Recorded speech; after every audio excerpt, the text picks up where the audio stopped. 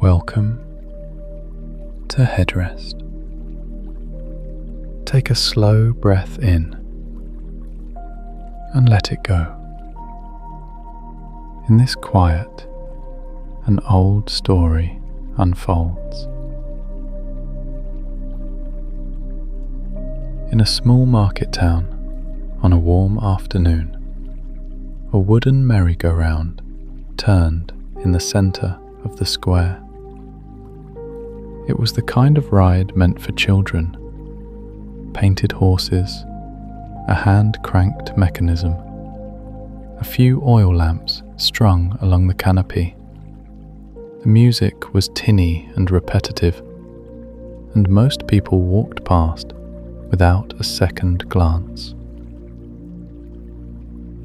But one man had been riding it all afternoon. Nasruddin. His turban had slipped sideways. His knuckles were white around the wooden pole, and his face had turned the colour of old pistachio shells. He was not smiling. He was not laughing. He looked deeply unwell.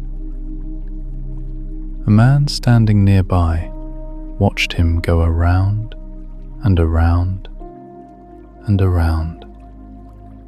Finally, he called out, "Mullah, you certainly enjoy this ride, don't you?" Nasruddin came around again, gripping the pole, jaw clenched. "Enjoy it," he said through his teeth. "I hate it. I feel sick. I have felt sick for hours." The man blinked. "Then why don't you just get off?" Nasruddin's face tightened. "Because the owner of this ride owes me 80 coins, and this is the only way I will collect." And so he kept going, around and around, green, dizzy, miserable, clutching a pole on a children's ride in the middle of a market square, collecting a debt that he would never actually receive. There is something in us that does this, not with merry-go-rounds, but with arguments we refuse to drop, with relationships we keep circling, with grudges we carry long past their expiry. The mind would rather keep suffering, as long as the suffering still looks like principle. It calls the nausea commitment. It calls the dizziness standing firm. It would rather go around in circles than step off and feel the quiet sting of, "I lost this one."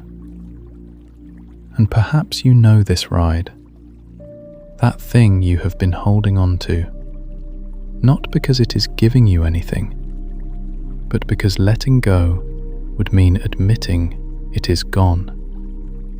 The debt that will never be repaid. The apology that will never come.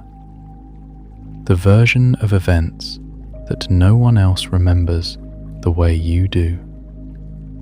What if you could simply step off the ride? Not because you have collected what you are owed, but because your legs are tired, and the ground is steady, and the music has been playing the same song for a very long time.